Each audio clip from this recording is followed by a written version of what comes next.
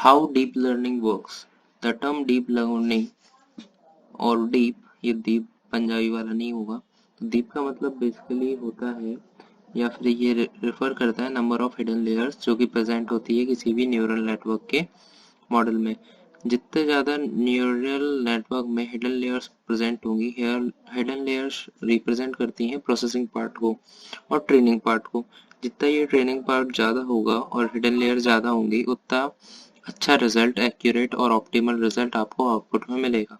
जो traditional neural network में, जो स्टार्टिंग एजेस में, जो ट्रेडिशनल टाइम में स्टार्टिंग एजेस में बोला जाए ऑफ न्यूरल नेटवर्क जो यूज होते थे, उसमें 2-3 हिडन लेयर्स रहती थी।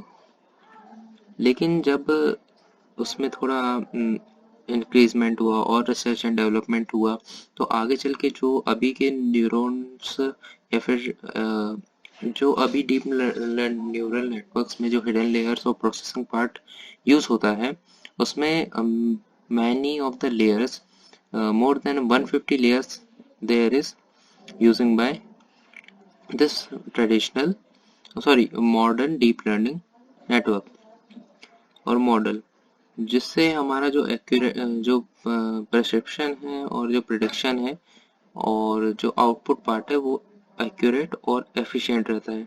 One of the popular types of deep neural network is known as convolutional neural network, जिसको हम CNN शॉर्ट फॉर्म में बोलते हैं और कॉन्वनेट भी बोलते हैं। जो कॉन्वोल्यूशनल, इसको थोड़ा बोलने में,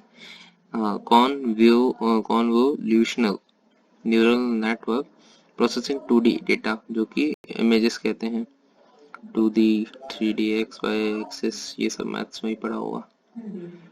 अब इसका थोड़ा डायग्राम देखें अगर स्ट्रक्चर, तो ये इस टाइप का है। ये हमारा हो गया, ये जो कर्सर जहाँ शो जा रहा है, यहाँ से इनपुट आएंगे, ये बेसिकली परसेप्टॉन्स है, न्यूरॉन्स है। न्यूरॉन को एक साइंटिफिक नेम है परसेप्टॉन्स। तो ये हमारी इनपुट लेयर है। ये जो पूरा स्ट्रक्चर डीप लर्निंग का वो इस टाइप का है, जो कि डिफरेंट टाइप्स ऑफ लेयर्स में प्रेजेंट है। एक लेयर में डिफरेंट टाइप्स ऑफ, एक लेयर है वो कंटेन करती है different and numbers of neurons, perceptrons, artificial neurons भी बोल सकते हैं। और ये हमारी हिडन लेयर है। हिडन लेयर प्रोसेसिंग पार्ट और ट्रेनिंग पार्ट है। और ये हमारी आउटपुट लेयर है। इनपुट लेयर में किसी भी टाइप ऑफ डेटा दिया जाता है यूजर के थ्रू। उसके बाद हिडन लेयर में वो रिकॉग्नाइज करती है, उसको प्रोसेस करती है और अकॉर्डिंग टू द इनपुट जो टास्क दिया रहता है उसको करके रिजल्ट देती है आउटपुट लेयर में। अब आउटपुट लेयर उस रिजल्ट को यूजर की नीड के अनुसार PDF फाइल में जो भी रहता है, जिस टाइप का डेटा वो चाहता है उस टाइप के डेटा में प्रेजेंट करके, इंटीजर जैसे में भी उसको स्पीकर में चाहिए, टेक्स्ट में चाहिए, उस फॉर्म में वो रिजल्ट देता है। अब इसके एडवांटेज और डिसएडवांटेज की बात करें तो पहला है हाई एक्यूरेज,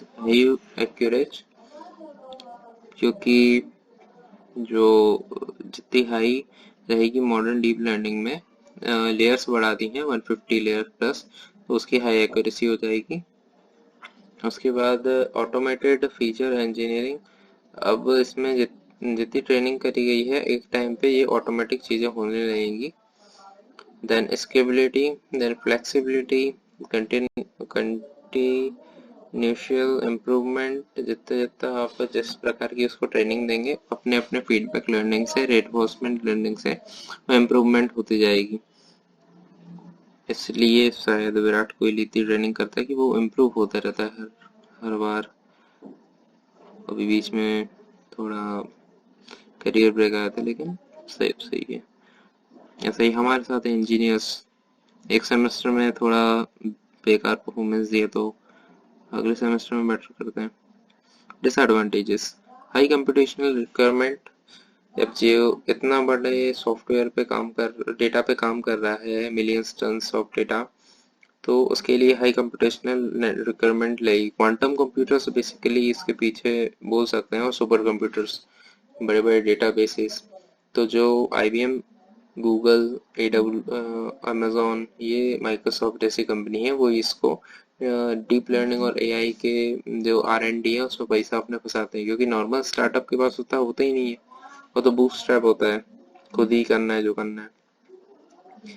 फंडेड का नहीं मालूम, हाँ कोई फंडेड, हाँ एआई जो हमारी ओपन एआई है उसको कॉम्पीट मतलब टक्कर देने वाला एक इंडियन स्टार्टअप है, उसका नाम अगले वीडियो में मिलेगा। Record large amount of label data, slow training, complexity, slow training है मतलब ज़्यादा ट्रेनिंग मांगती है for the accurate result. Complexity, अब इतना बड़ा डेटा है तो स्लो तो होगी ना, कॉम्प्लेक्सिटी ज़्यादा बढ़ेगी स्लो ट्रेनिंग के थ्रू। लैक ऑफ अंडरस्टैंडिंग, उसकी प्रोसेस को समझना इतने बड़े तो आसान थोड़ी है। So this is the how deep learning works. Thank you.